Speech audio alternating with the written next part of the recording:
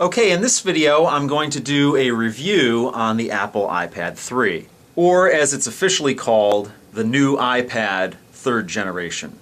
Now, I've never done a review on a product that's so similar to its predecessor, so this video is probably going to be one of my shorter reviews. I do have a full review posted on the Apple iPad 2. If you're interested, I'll leave a link at the end of this video. If you're familiar with the iPad 2, you're going to know how to use this device because the user interface is identical. In fact, the length, the width, the screen size is all the same size as the iPad 2. You still have the 9.7-inch screen, you have the home button down here, your front-facing camera is unchanged, bezel is the same size, you still have the same color options, black or white. There's still 18 variations on this device. You can get it in a 16 gigabyte version, a 32 gigabyte version, or a 64 gigabyte version. You have the same glass on the front, the same aluminum on the back, same placement for your rear camera, your power button, your 3.5mm headphone jack, your lock switch or mute switch, and your volume rocker. The device runs iOS 5.1, which is very similar to iOS 5. And iOS 5 was the big upgrade where they gave you the notification center up here, where they allowed you to actually use this device out of the box without having to connect it to a computer. And it gave you some interesting keyboard options on the device where you can split the keyboard and move it around if you'd like.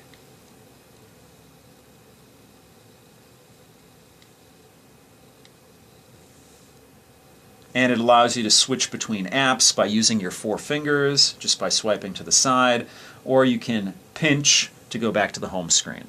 All of those things should be familiar to you if you're familiar with the iPad and iOS 5. Now that we've covered the similarities, let's go into the differences. The first thing that you should notice on this device when you see it in person is the screen. The resolution on the screen is 2048 pixels by 1536 pixels, and that's QXGA resolution. That gives you 3.1 million pixels on the screen and a pixel density of 264 pixels per inch. Truly, you cannot see an individual pixel on this display, and that gives you much clearer images on the device. So that's a definite upgrade from the previous iPad, the iPad 2, which had 1/4 the resolution. So to put that into perspective, if you cut this screen up into 4, one of those segments is the resolution of the Apple iPad 2. Now, because the screen is such a high resolution screen, and Apple wanted to maintain that 10 hours of battery life, they had to up the size of the battery. And it is somewhat noticeable because it makes the device 0.6 millimeters thicker and anywhere from 49 grams to 55 grams heavier than the previous versions of the iPad. And the reason you have that range in weight differences is because on the Apple iPad 2, the Wi-Fi version weighed different from the AT&T 3G version and different from the Verizon 3G version. Which brings me to another upgrade on this device. Now you can get the Apple iPad 3 in 4G. And here in the United States, that means you can go with AT&T or Verizon. And if you've seen any of my previous videos on 4G, I had it on the Motorola Xoom and the Samsung Galaxy Nexus phone. 4G is a vast improvement over 3G. This device here happens to be a Wi-Fi version. Now, just because this device is thicker and heavier than the Apple iPad 2, you still might be able to use an iPad 2 case with the Apple iPad 3. If it's a more rigid case, it won't fit. If it's a more flexible case or a smart cover that just covers the front, an iPad 2 case should be able to fit this device. Now, not only do you need a more powerful battery to power this screen, but you also need a more powerful GPU for it as well. Under the hood, the iPad 3 has the same CPU as the iPad 2, but you get a quad-core graphics processor in this device where you only had a dual-core graphics processor in the previous version. The processor that runs the iPad 3 is the A5X processor. And if you check out my previous video, you can see the differences in the benchmarks between the iPad 2 and the iPad 3. Now, another big upgrade on this device is the camera. I'm not talking about the front-facing camera because that resolution has stayed the same. I'm talking about the rear-facing camera. The rear camera on this device is a 5 megapixel, 5 element iSight camera, and you can do 1080p video with this camera. I have several video tests taken with this camera and the front-facing camera on my channel, so you can click on the link at the end of this video if you want to check those out. Also, on my Google Plus page, I've posted some still shots taken with the front and the rear-facing camera, so you can see what the quality is on that as well. But in short, I've found that this is quite an upgrade to the previous camera on the iPad. It takes good quality stills and good quality video. A definite upgrade from the 0.7 megapixel camera that was on the iPad 2. Now, another upgrade you'll find on the iPad 3 is dictation. They've added a little mic button to the keyboard. Now, it's not Siri integration. Siri can only be found currently on the iPhone 4S. But dictation is handy because you can actually use it to do voice to text. And pretty much wherever you have a scenario with the keyboard, you can use that voice to text. Tech Harvest.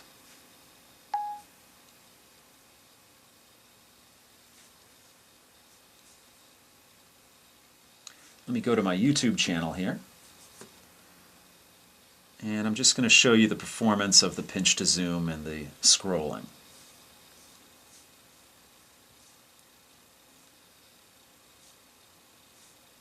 Pretty responsive.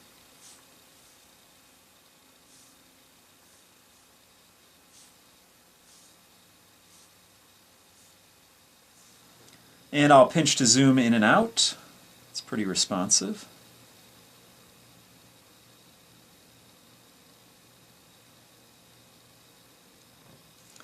Let's go back out, and I'm going to hit a note-taking program here. I'm going to go to Notes,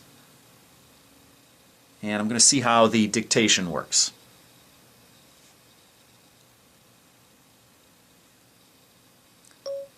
This is a test of the Apple iPad 3 voice dictation feature.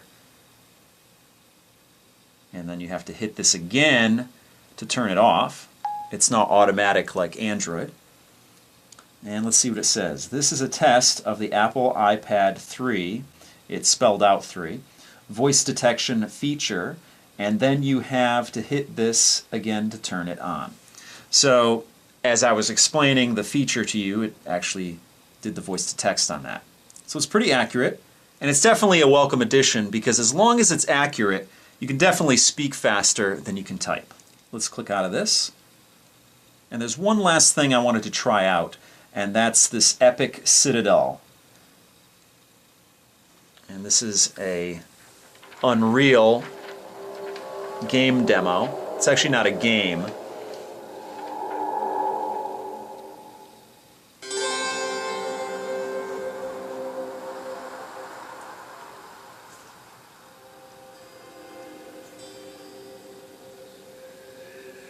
It's more of a tech demo. Let's hit start here. And basically it allows you to navigate through. But I chose this because I wanted to show you graphics on this device because, again, the resolution on the screen is the Retina display, and you have to push a lot more pixels to get graphics on this screen.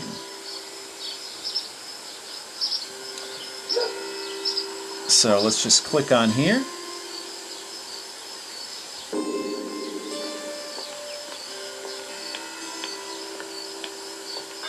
And it's basically just showing me the controls of the game, or the demo here. So you have these two little areas here where you can use to control. Let me zoom this in a little bit more so you can see the resolution of this. And then you have a second joypad over here, which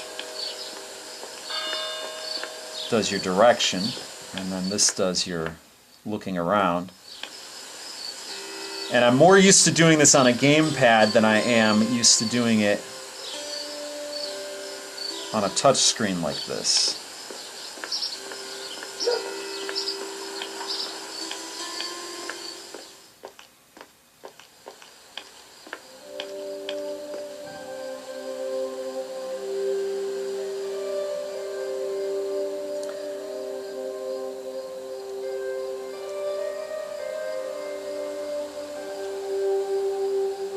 So since I'm not used to actually doing this on my own, I'm just going to have the computer do it itself. I'm going to take the guided tour here.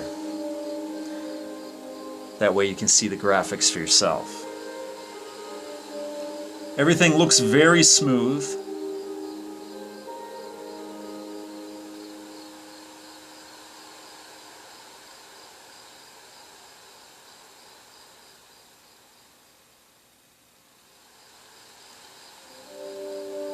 And it's pretty impressive.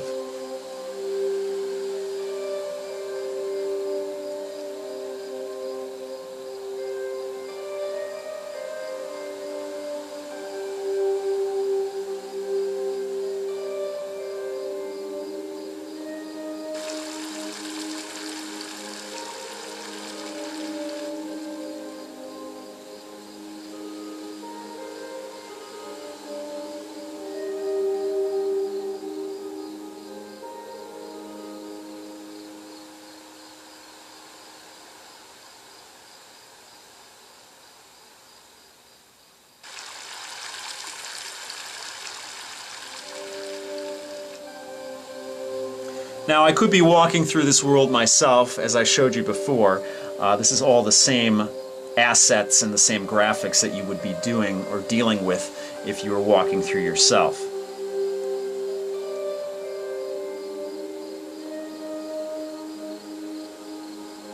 So I think that gives you an idea of what you're dealing with graphics on this device.